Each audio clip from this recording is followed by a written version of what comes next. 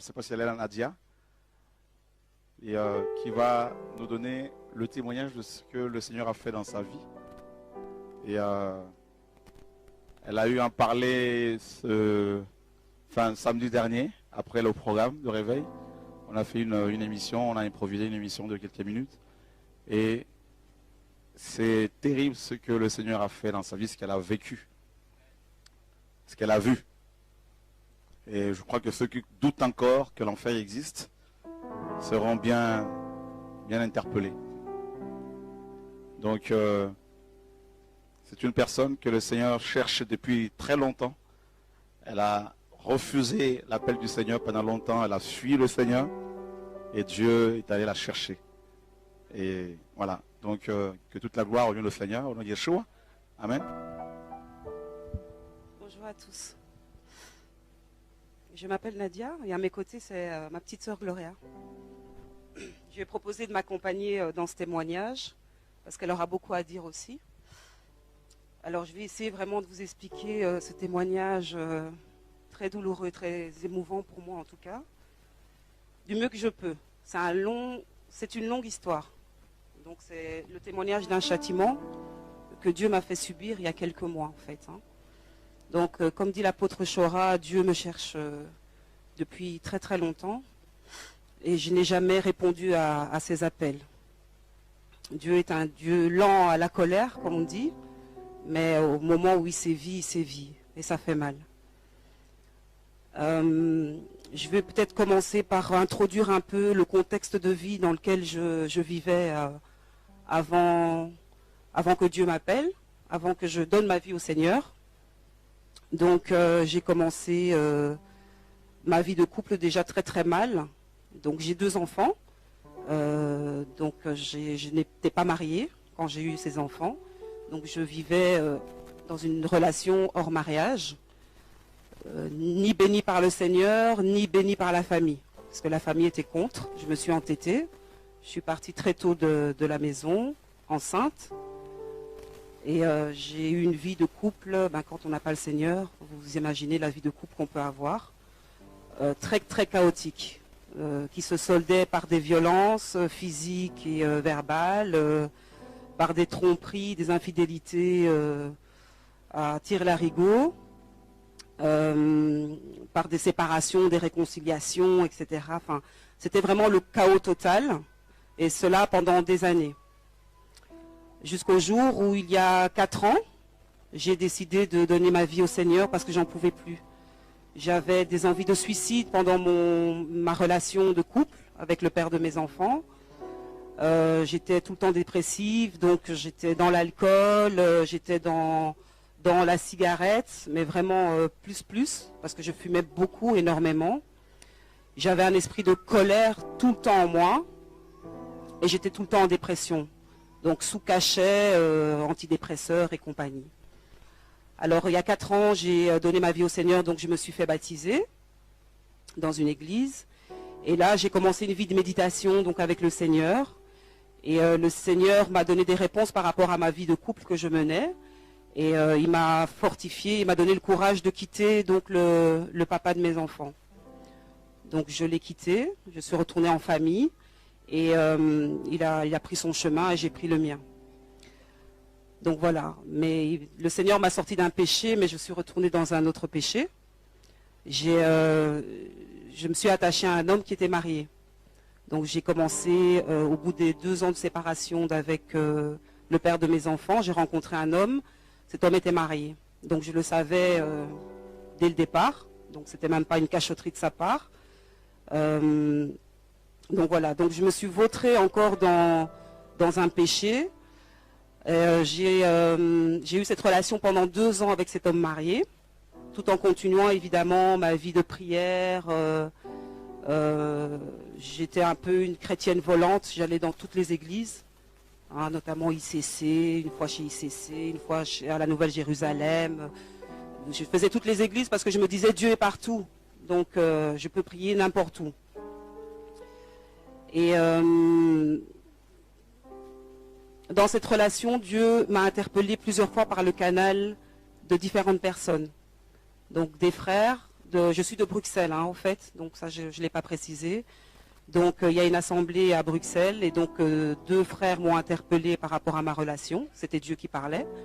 Je me suis entêtée en disant mais non, etc. Je n'y croyais pas. L'apôtre Chora aussi m'a interpellé 2 fois, je pense.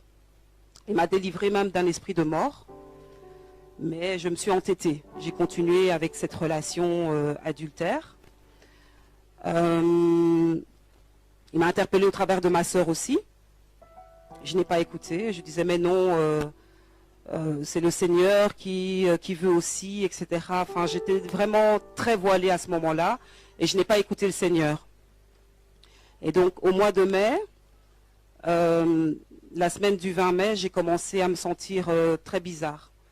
J'ai commencé à être animée d'un zèle excessif. J'étais hyper active. Je parlais, j'avais un débit de parole très intense. Les gens ne me comprenaient pas. Et même dans le cadre de mon boulot, mes collègues me disaient mais enfin, Nadia, tu as beaucoup d'énergie. Enfin, il y a quelque chose qui ne va pas. Est-ce que tu es en dépression? Et moi, je disais mais non, tout va bien. Je pétais la forme, etc. Mais on voyait très bien que j'étais déjà animée d'esprits qui me tourmentaient en fait. Le 28 mai, c'est ce jour-là où tout a basculé, où j'ai su que j'étais prise par des esprits démoniaques et sataniques. J'ai commencé à perdre la mémoire et j'ai commencé aussi à devenir folle en fait, à perdre l'esprit. Et donc ma famille remarquait qu'il y avait des choses qui n'allaient pas et en même temps, j'écrivais beaucoup, donc j'étais aussi habitée par le Saint-Esprit parce que tout ce que j'ai écrit, j'ai quelques phrases, je pense dont je dois parler, parce que je pense que c'est pour le peuple de Dieu. C'est Dieu qui m'a guidée dans ces phrases-là. Donc c'est des phrases que je ne peux pas garder pour moi. C'est des messages qui viennent de Dieu. Donc j'écrivais beaucoup, notamment je disais. Je perds ma mémoire, je m'en vais avec mes péchés, garder mes filles, c'était comme un testament. Moi, je ne me souviens même pas, hein, je me suis souvenue de tout cela lorsque je suis sortie de l'hôpital, parce que j'étais à l'hôpital psychiatrique. Donc voilà, pour revenir au 28 mai, j'ai commencé à perdre la tête et perdre la mémoire ce jour-là. Et ma mère m'a demandé, est-ce que tu veux qu'on appelle des frères pour prier pour toi? J'ai dit oui. On a appelé... Excusez-moi. Dieu est grand. Gloire à Dieu. Publiquement ici, je lui dis pardon. Et il m'a fait grâce parce qu'aujourd'hui, j'ai la grâce de pouvoir vous parler. Parce que j'étais morte. Donc ces frères sont venus prier à la maison. Et là, j'étais folle, quoi.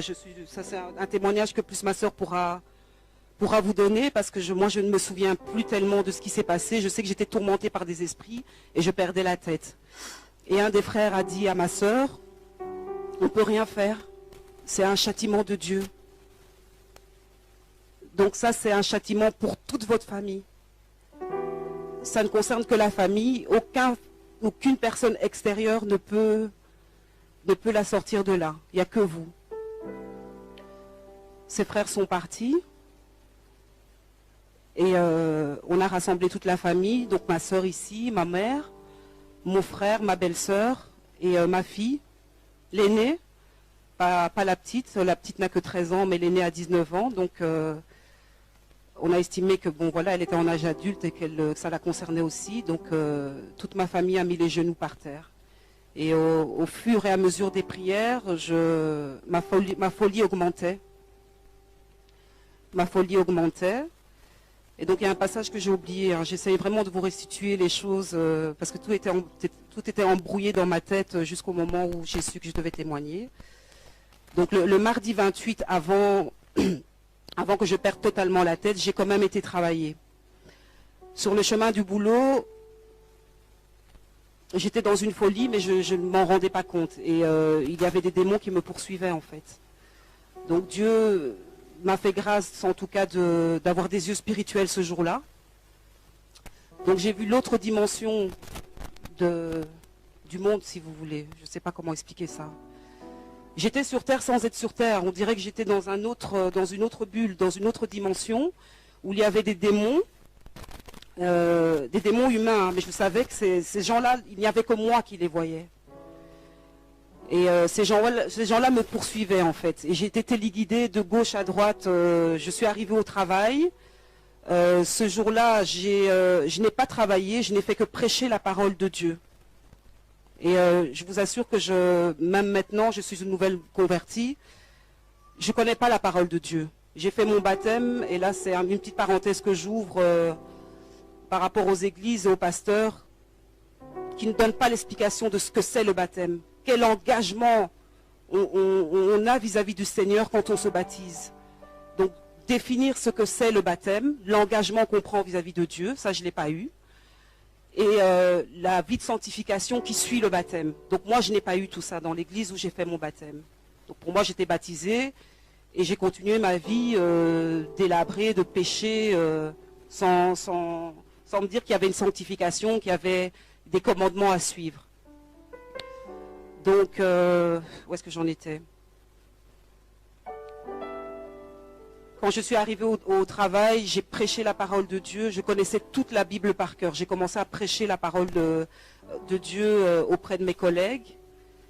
Et mes collègues voyaient très bien que ça n'allait pas mentalement, quoi. Donc ils m'ont laissé prêcher, puis ils m'ont dit, une collègue m'a dit, tu sais, je pense que tu es en dépression et en burn-out, que tu commences à être atteinte de folie.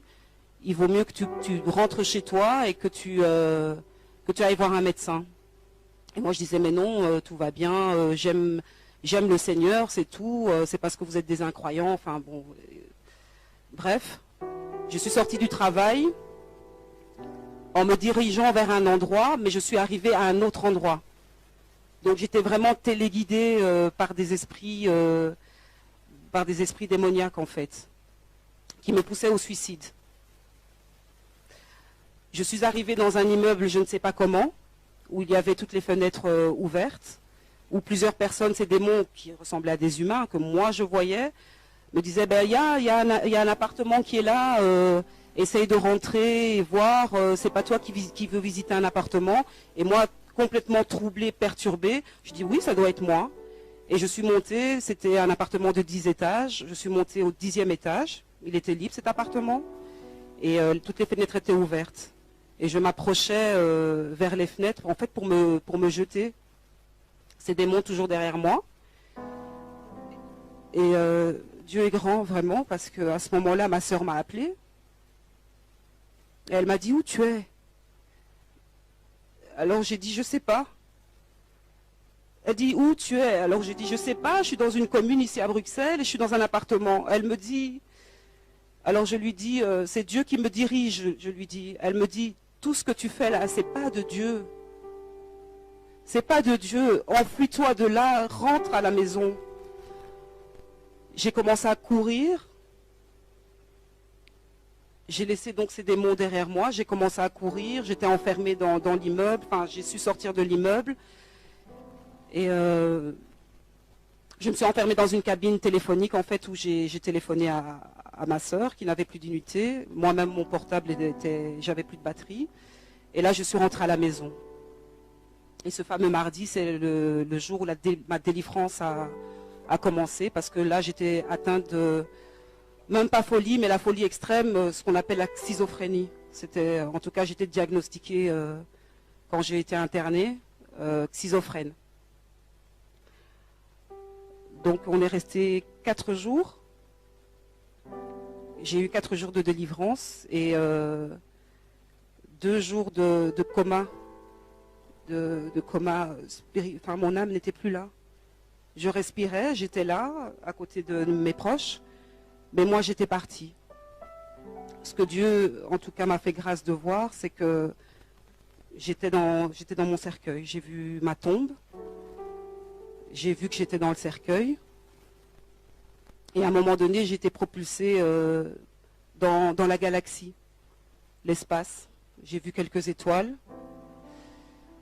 Et je suis restée, j'ai l'impression que je suis restée vraiment dans cette galaxie pendant une éternité. Ça a duré et j'errais, mon âme errait, j'errais, je me demandais mais qu'est-ce que je fais là?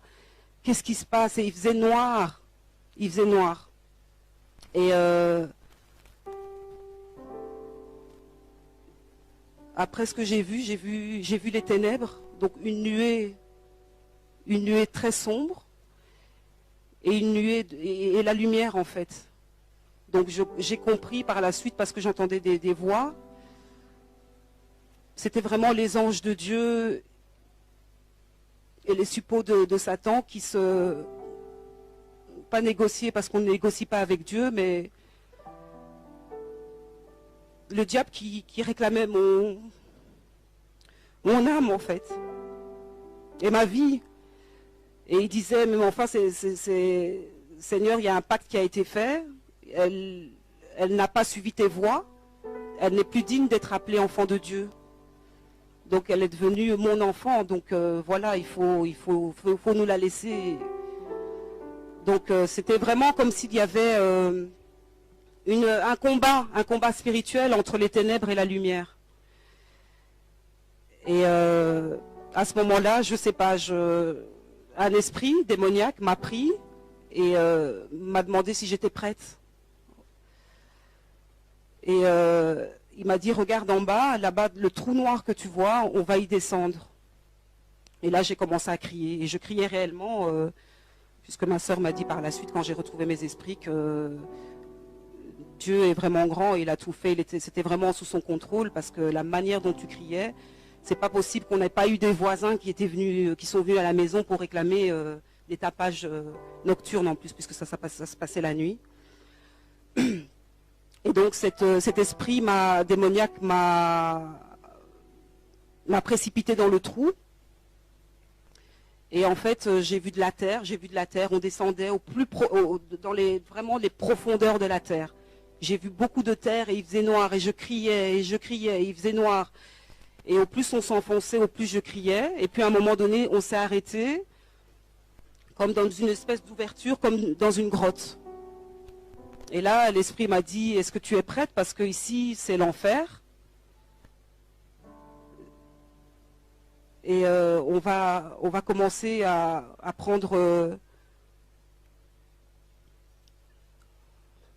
Je suis vraiment désolée. Hein. Comme je disais la fois passée, c'est quelque chose que j'ai enfui dans ma mémoire. Je ne voulais pas témoigner à la base. Mais Dieu me pousse pour libérer son peuple. Donc je ne peux pas garder ce témoignage pour moi. Mais c'est ce que j'ai vécu est très douloureux. Donc cet esprit démoniaque m'a expliqué que voilà, ici c'est l'enfer. On va commencer à atteindre le premier niveau. Et il m'a expliqué qu'il y avait 7 niveaux en enfer. Et que là, on allait commencer au premier niveau. Donc, il m'a amené au premier niveau. Moi, je fermais les yeux et je disais non, non. Et je criais au Seigneur. Je disais Seigneur, Seigneur, non, pardon pour ce que j'ai fait. Je me repentais. Et l'esprit démoniaque me disait c'est trop tard. C'est trop tard. Voilà, ça c'est le premier niveau. Et là, j'ai vu des bêtes horribles comme des serpents, des scorpions, enfin des bêtes qui sont même pas, qui n'existent pas sur cette terre. On est descendu au deuxième niveau. Il m'a dit, voilà, ça c'est le deuxième niveau. Moi, toujours en train de crier, non, je ne veux pas, Seigneur, Seigneur, libère-moi. On est descendu au troisième niveau. Et au troisième niveau, il m'a montré une personne qu'on châtiait, en fait. Donc, cette personne était un homme.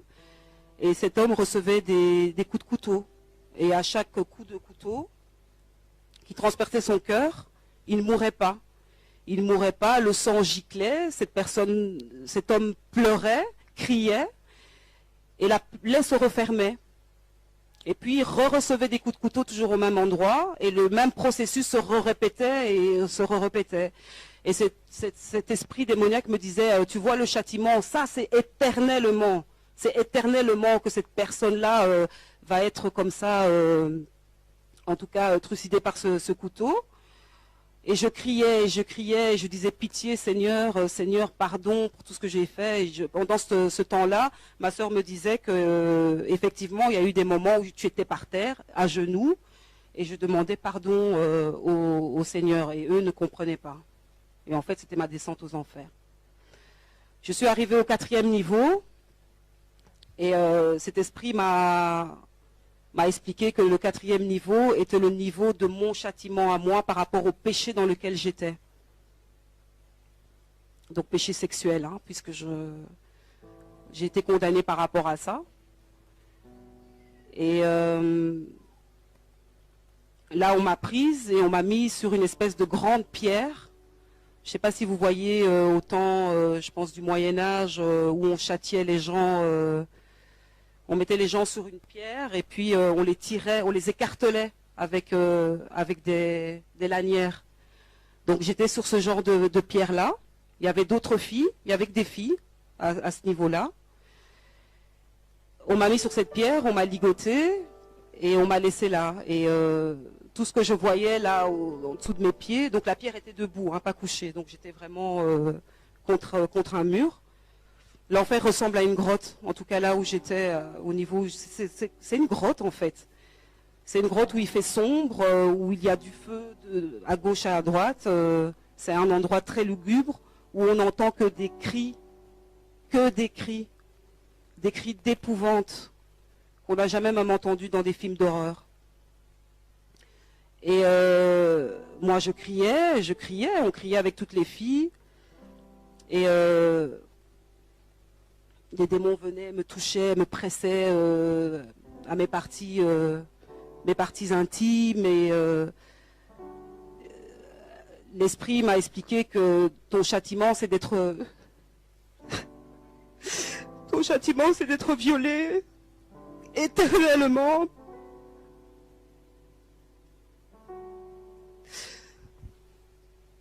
Et j'étais violée par un démon que je pense être Satan. Il ne s'est pas présenté. On était toutes violées par ce même démon.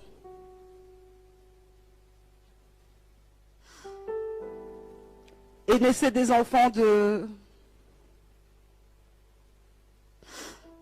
ces relations en fait. Tu n'as pas le temps de dormir en enfer. Tu ne dors pas, j'ai cru que j'y étais depuis des siècles. Et c'est sans arrêt, on ne ferme pas les yeux en enfer. On n'a pas un temps où on peut se dire « Ah, mon bourreau est parti, je peux un peu fermer les yeux et je dors ». Non. C'est sans cesse, c'est sans arrêt. J'ai pas vu le 5e, 6e et 7e niveau. Tant mieux. Parce que moi, mon châtiment s'arrêtait là, en fait. Hein. Donc, comme j'ai expliqué, en fonction du péché dans lequel on est, c'est ce que j'ai compris, c'est ce qu'on m'a expliqué en tout cas, c'est ce que l'Esprit m'a expliqué, il y a des niveaux. Il y en a 7. Et vous vous rendez compte le niveau où moi j'étais, plus que la moitié, quoi. Enfin, j'étais presque au niveau du 7e pour moi. Donc le péché de l'immoralité sexuelle est un péché sévèrement puni. Et je priais quand j'étais en enfer. J'ai pas cessé de prier mon Dieu, j'ai pas cessé de demander pardon. J'ai déposé le pardon aussi auprès de la femme de cet homme. Parce que c'est vrai qu'on pêche contre Dieu, mais dans les actes que l'on pose, il faut aussi voir la personne à qui on fait du mal, qui est aussi un enfant de Dieu. Donc moi j'ai demandé pardon.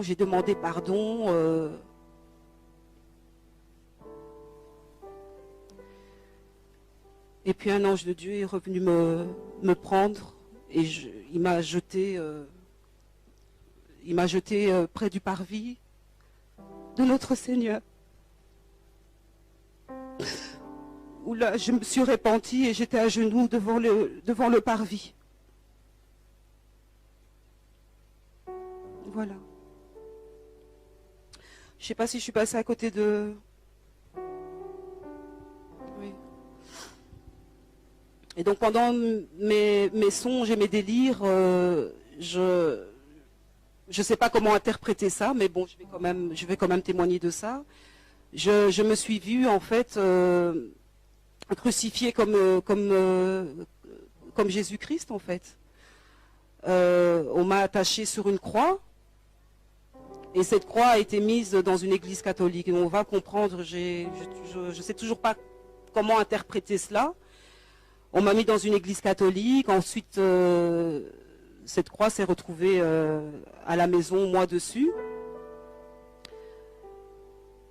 Et quand je suis arrivée à la maison, je voyais tout le monde affairé en train de faire ses valises, ma mère, ma soeur, ma belle-sœur, mon frère, les enfants, tous mes neveux, nièces. Il y avait deux frères aussi qui étaient là de l'assemblée et qui se préparaient. Et je me demandais, mais qu'est-ce qui se passe, qu'est-ce qui se passe?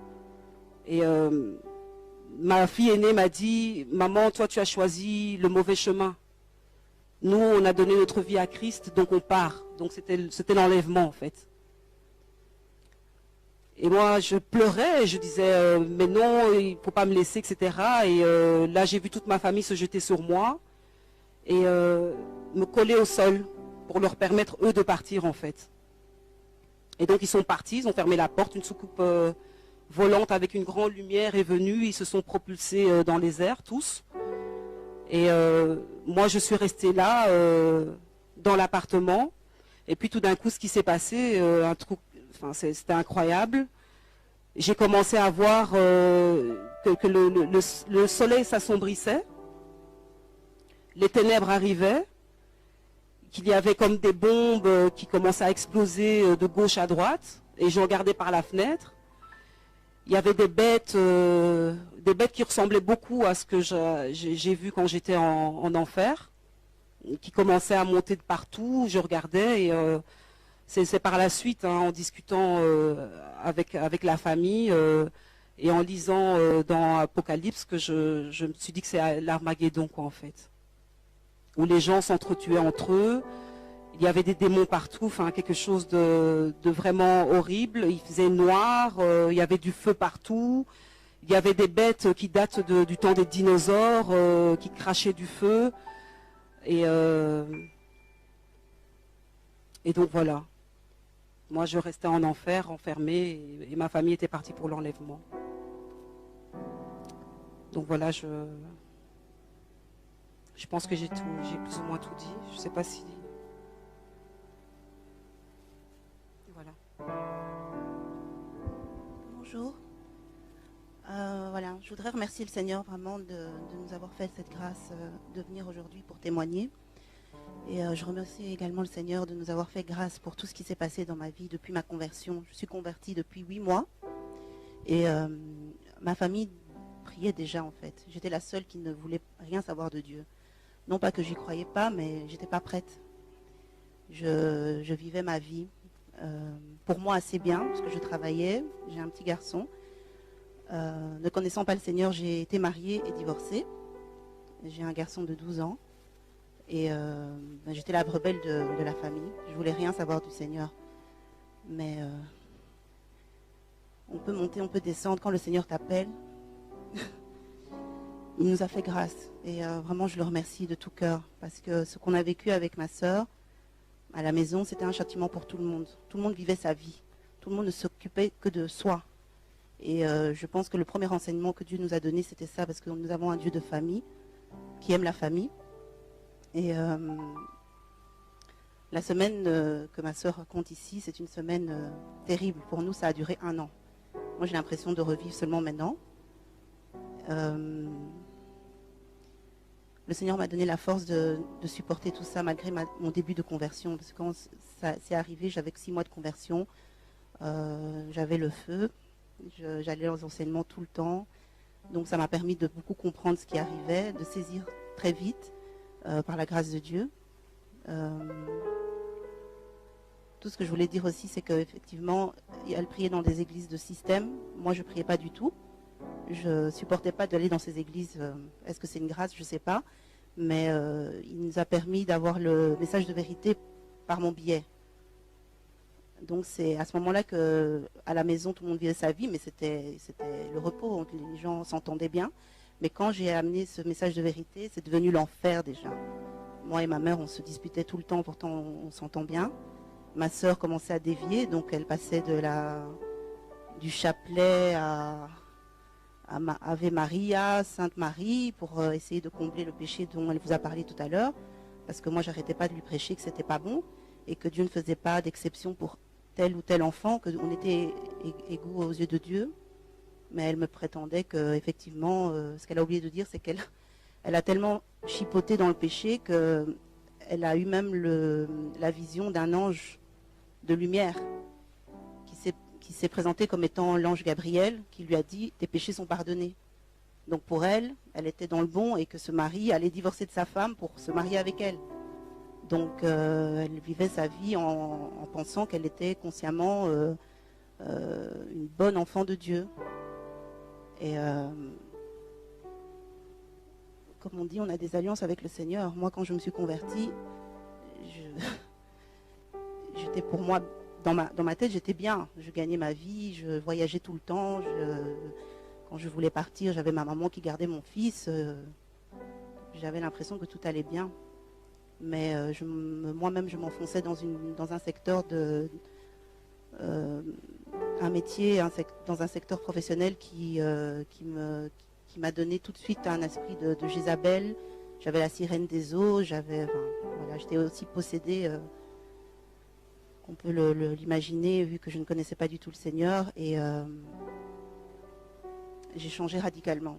Et c'était le secteur du cosmétique, pour peut-être affirmer. Donc la séduction est très forte. Pourtant, j'étais pas ni mannequin, ni vendeuse, non, j'étais commerciale. Il fallait que je trouve des contrats, en fait. Mais ça m'amenait à recevoir très souvent des hommes d'affaires, et je commençais à développer une attitude, que l'éducation que ma mère m'a donnée, ça ne la glorifie pas, et ça ne glorifiait certainement pas le Seigneur non plus. Donc le Seigneur m'a vraiment soulevée au vol, parce que je commençais à être vraiment démoniaque. Mais pour revenir à la semaine de ma sœur, elle a beaucoup mélangé. Elle avait le chapelet à la maison, elle avait un livre de saints, elle a parlé du coq à l'âne au niveau des églises du système. Et elle a eu une semaine de Pentecôte où là vraiment tout a valsé, parce que dans une église, je tairai le nom, elle a eu une semaine où il y avait une semaine de jeûne, où il fallait qu'elle jeûne, aller prier là-bas, et elle est revenue avec le feu en disant qu'elle avait eu qu'elle a eu son baptême de Pentecôte. Et c'est là que tout a commencé, en fait. Bien avant la semaine où elle a commencé à délirer, elle délirait déjà. Et moi, Dieu me mettait à cœur vraiment de prier. Donc moi-même, je m'étais mis en jeûne, et Dieu était déjà au contrôle. Donc la semaine où elle a déliré, elle était vraiment, vraiment, vraiment loin. On n'avait jamais, je pense que même dans les films que j'ai vus, je n'ai jamais vu une démence aussi. L'exorciste, elle avait, un moment, je lui ai demandé qui elle était, et 2 jours plus tard, elle m'a répondu qu'elle était Légion. Elle avait des esprits guerriers comme pas possible. Elle nous a tous tapés. Elle insultait, elle crachait, elle faisait ses excréments où elle était. C'était la totale. Et Dieu a vraiment permis que l'on puisse la libérer à la maison, en famille, parce qu'on habite un 7e étage dans un immeuble social, donc de grande famille. Et personne ne s'est plaint, or que d'habitude, même quand on tire la chasse, voilà. Donc c'était très dur. Je ne savais pas comment faire. En tout cas, là, j'avais beau prier, le Seigneur aussi entre guillemets, m'a donné ma leçon, puisque j'étais je disais toujours être famille. Je disais toujours que j'étais une fille qui aimait la famille, mais le Seigneur vous montre vraiment les profondeurs de votre cœur. Quand vous vous convertissez, il commence à travailler votre cœur. Il est encore en train de travailler là en ce moment, et c'est très dur. Et voilà, il fallait que tout le monde se répande. Donc on s'est tous mis à genoux. On devait se répandre. ma sœur a 40 ans. Moi, je suis la cadette, j'ai 33 ans. Et il fallait qu'on aille 20 ans en arrière. On essaye de se repentir de tout ce qu'on avait fait. Donc c'est une grâce. C'est vraiment une grâce énorme qu'on a eue. Il n'a pas arrêté de nous bénir depuis qu'on a passé cette étape. Et je remercie le Seigneur parce que on n'est pas digne de recevoir cette bénédiction. Vraiment, je sais même pas, j'ai pas de mots. Merci, c'est tellement peu, je sais pas comment exprimer. La semaine où elle était, elle voulait, en fait, le Seigneur voulait aussi qu'on prenne chacun nos places, parce que moi j'étais la cadette, mais vu que j'avais une vie professionnelle assez agitée, je commençais à être la grande sœur, commençais à commander mon grand frère, et ça, le Seigneur n'aime pas le désordre. On a un Seigneur, vraiment un Dieu d'ordre. Et ce jour-là, il fallait que tout le monde reprenne sa place. Et donc j'ai repris ma place de petite sœur. Et la délivrance s'est faite qu'en adoration. On a adoré le Seigneur. On lui a dit à quel point on l'aimait, à quel point on était égaré, à quel point on ne voulait plus pécher, à quel point on avait envie et la conviction de devoir s'occuper des enfants qu'il nous a confiés, parce que nous sommes que les nourrices des enfants que nous mettons au monde. On a compris beaucoup de choses en une semaine. Et franchement, il a fallu beaucoup prier, mais on a beaucoup glorifié le Seigneur, bien au contraire de se plaindre ou de se lamenter après la repentance. Et le Seigneur nous a fait grâce. Vendredi au matin, j'ai vraiment entendu le Seigneur me dire c'est bon, maintenant on peut l'amener à l'hôpital. Et elle était vraiment... la première fois qu'elle est arrivée en urgence à l'hôpital, elle était démente encore, elle avait encore tous ses esprits diaboliques, elle insultait, elle disait des gros mots, c'était horrible. Enfin voilà, elle était incontrôlable. Et le moment où on l'a laissée, le lendemain je suis revenue. Et comme Dieu est bon, ils n'ont pas voulu que je la revoie parce qu'elle était attachée, elle était sur calmant. Et comme elle est majeure, maintenant c'était l'État qui la prenait en charge en fait. Donc j'avais pas de droit sur elle. Et mais le Seigneur m'a permis d'être rassurée parce que dans un grand hôpital, j'entendais quelqu'un chanter Alléluia, Alléluia. C'est là que j'ai compris qu'elle était délivrée et que le Seigneur est trop grand, le Seigneur est trop bon, il est puissant.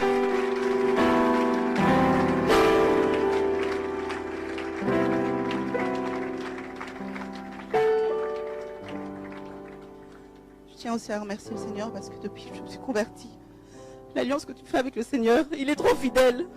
Le moment où j'ai donné ma vie au Seigneur, j'ai dit Seigneur, en tout cas, on a trop joué avec nous. On est passé par beaucoup de difficultés au niveau familial, au niveau de la spiritualité.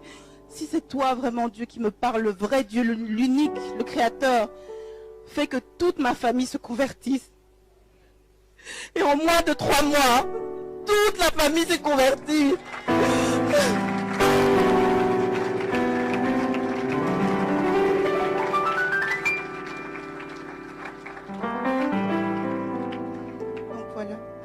Merci beaucoup.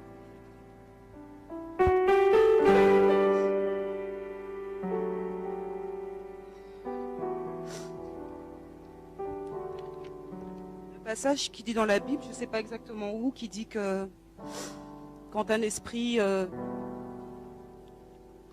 sort, oui, il revient 7 fois plus fort.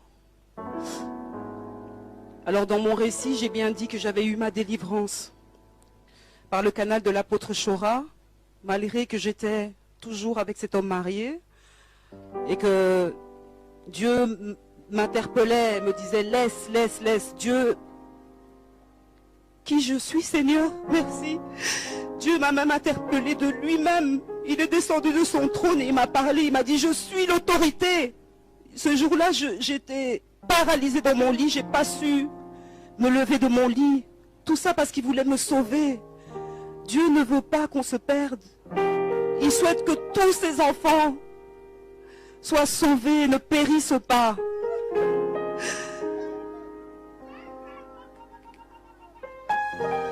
On y a un Dieu d'amour.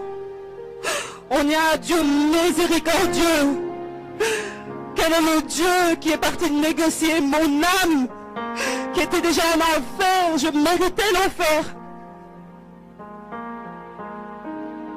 Beaucoup de gens croupissent là-bas. C'est horrible, frères et sœurs, c'est horrible. L'enfer existe. Moi, j'en doutais. Et je pense que c'est par ce doute-là aussi qui m'a fait voir les choses. Je doutais de l'enfer. J'y croyais pas.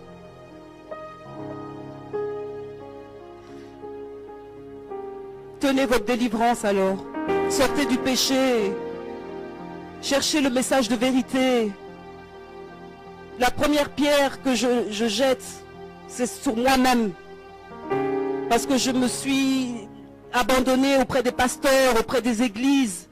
Je n'ai pas ouvert ma Bible par moi-même. Savoir qu'est-ce que dit la parole par rapport au péché. Hein? Ces églises où il y a des pasteurs qui mariés, remariés, on ne comprend rien à leurs histoires, où on dit que non, hein, au temps de Moïse, Abraham, il y avait plusieurs femmes, c'est pas grave. Où on vous dit que le divorce est acceptable. Tout ça, ça vous voile les yeux, ça vous met dans l'erreur.